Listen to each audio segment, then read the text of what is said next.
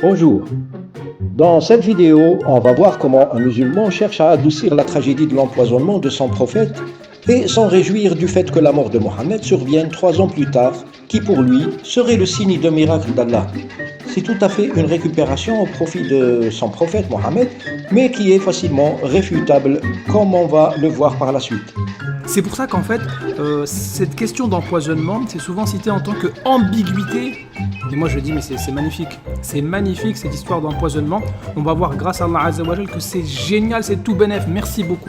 Bien sûr, au passage, il va s'en prendre particulièrement au livre de Majid Ukasha, qu'il qualifie d'un demi-islamophobe et quelqu'un qui n'a pas le niveau. Allah Azza wa Jal, nous allons réfuter 3 islamophobes, enfin 3 plutôt 2,5 parce que le premier va disparaître rapidement, donc il va vite dégager au Kasha parce qu'il n'a pas le niveau. Je suis tombé sur cette vidéo en faisant une recherche sur l'empoisonnement du prophète de l'islam. Et je me suis rendu compte que cette chaîne, Jésus musulman, fait une fixation très particulière sur le personnage de Majid Ukasha et ses livres, malgré qu'il affirme qu'il ne pèse pas lourd. Mais en défilant sur la page YouTube, j'ai décompté 35 vidéos juste en 3 minutes, rien que sur Ukasha. Et je ne pouvais plus m'attarder davantage parce que déjà j'avais la preuve avec ce nombre de vidéos. J'ai eu la réponse que Majid était à l'inverse de ce que ce monsieur prétend et que Majid lui faisait vraiment mal. Allah a donc garanti, en parlant de Mohammed, Allah te protégera des gens. Or, le prophète Mohammed est mort assassiné, il a été empoisonné par une cuisinière de la cité de Khaybar. Et donc l'ambiguïté, c'est le fait que le prophète alayhi salatu wassalam aurait été empoisonné et juste avant de mourir, il aurait senti des douleurs dues à l'empoisonnement. Rappelons très rapidement l'histoire de l'empoisonnement de Mohammed, qui d'après l'historicité islamique sunnite serait mort en l'an 632, soit à la 10e année de son exil à Médine, et au bout des 23 années de révélation. D'après la version de l'islam sunnite, que s'est-il passé 3 ans avant sa mort? 3 ans avant sa mort, il y a eu la bataille de Khaybar, c'est une cité située à 150 km de la ville de Médine. C'est une cité riche où vivaient des tribus juives. Mohammed a pris la cité, ses richesses et a réduit en esclavage les survivants. On nous dit que le jour même de la bataille, une juive cuisinière de la tribu se porte volontaire pour offrir au prophète un mouton rôti. Et elle demanda aux compagnons de Mohammed quelle était la partie préférée par le prophète. Ils lui répondirent que c'était l'épaule du mouton.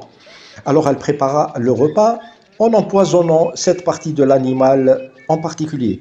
Mohammed évita de justesse l'empoisonnement en voyant son compagnon Bishr ibn Bara mort du poison. Il cracha le morceau de viande et affirma que c'est le mouton qui l'a averti qu'il était empoisonné. En essayant de justifier l'action tardive du poison de Khaybar qui aurait donné son effet 3 ans plus tard, Jésus musulman prétend que ce poison est resté en stand-by dans le corps du prophète en attendant qu'il achève sa mission. Une fois qu'il ait annoncé la fin de la révélation, il n'était plus protégé et Allah leva l'immunité sur lui pour que le poison fasse son effet. Sauf que la sourate qu'il a choisie et qui est supposée expliquer cela a été la sourate Al-Maïda, la table servie. Cette sourate est révélée la 113e sur le classement chronologique, c'est-à-dire l'avant-dernière. Elle était révélée pendant le pèlerinage d'adieu. J'ai relevé au moins 4 anomalies dans le choix de cette sourate.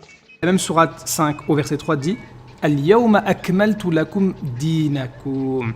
On t'a dit Ukasha, le Coran c'est trop fort pour toi. Aujourd'hui j'ai parachevé pour vous votre religion. C'est la même sourate 5 et ce verset-là a été récité par le prophète alayhi salatu wassalam lors de son pèlerinage d'adieu. Donc arrête de nous raconter des bêtises. Premièrement, Jésus musulman a voulu nous démontrer dans le verset 3 de la même sourate que Mohammed avait terminé sa mission lors du pèlerinage qu'il avait fait à la Mecque en annonçant qu'il avait achevé pour eux leur religion. Il y a un problème et une énorme contradiction. Comment Allah annoncerait-il à Mohammed qu'il avait achevé pour son peuple leur religion alors que quelques semaines plus tard, il va lui révéler la sourate 114, At-Tawbah, le repentir.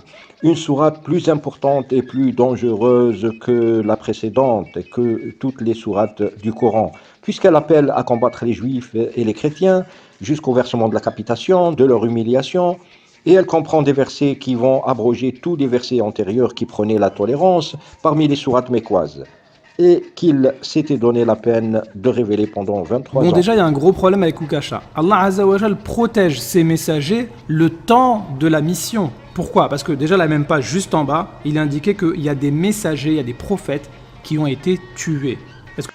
Deuxièmement, Jésus musulman veut nous faire croire que la levée de l'immunité qu'il invente est valable pour les messagers antérieurs.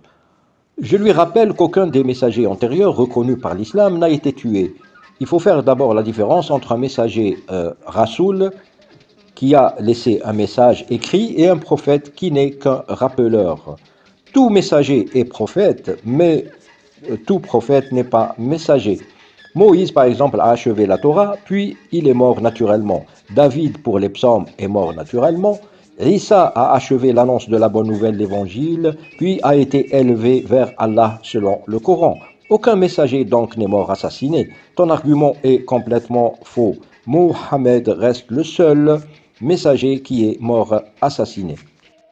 Transmets ce qui t'a été descendu de la part de ton Seigneur. Ça veut dire que le prophète devait transmettre. Il n'avait pas à craindre ses ennemis, puisque Allah Azzawajal le protège des gens le temps de sa mission. Mais Troisième anomalie, transmets ce qui t'a été descendu de la part de ton Seigneur. C'est donc à la fin de la vie de Mohammed, au bout de 23 ans de révélation, qu'Allah s'est rappelé d'ordonner à Mohammed de transmettre ses paroles. Et il l'avertit, si tu ne le faisais pas, donc tu n'aurais pas communiqué son message. Quelle est l'opportunité de cet avertissement à la fin de 23 ans de révélation, quelques mois avant la mort de Mohammed? Est-ce que Allah ne savait pas que Mohammed avait transmis au fur et à mesure à des scribes ses paroles durant les 23 ans passés? bon, déjà, il y a un gros problème avec Ukasha. Allah Azzawajal protège ses messagers le temps de la mission. Pourquoi? Parce que déjà, là, même pas juste en bas, il est indiqué qu'il y a des messagers, il y a des prophètes qui ont été tués.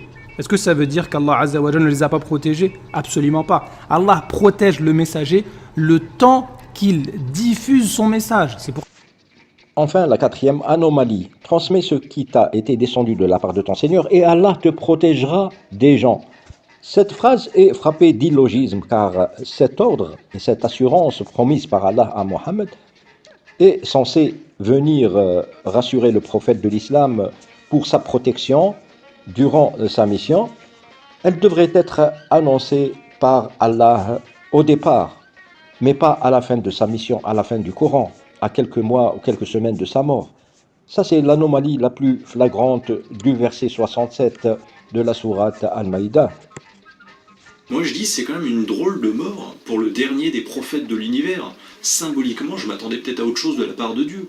Pourquoi Allah n'a pas averti Mohammed pour l'empêcher de prendre ce repas? Mais justement, Allah Azzawajal a sauvé son prophète puisqu'il l'a prévenu par l'intermédiaire d'un miracle. Justement, la brebis qui a prévenu le prophète alayhi salatu wassalam, de ne pas continuer à manger alors qu'un de ses compagnons, il est mort tout de suite. Donc c'est la preuve qu'Allah Azzawajal a préservé son prophète le temps de la mission. Donc, En conclusion, où est le miracle dans le fait que le mouton rôti ait prévenu Mohammed tardivement qu'il était empoisonné, puisque tous ceux qui ont mangé en sont morts. Son compagnon est mort sur place et lui est mort 3 ans plus tard.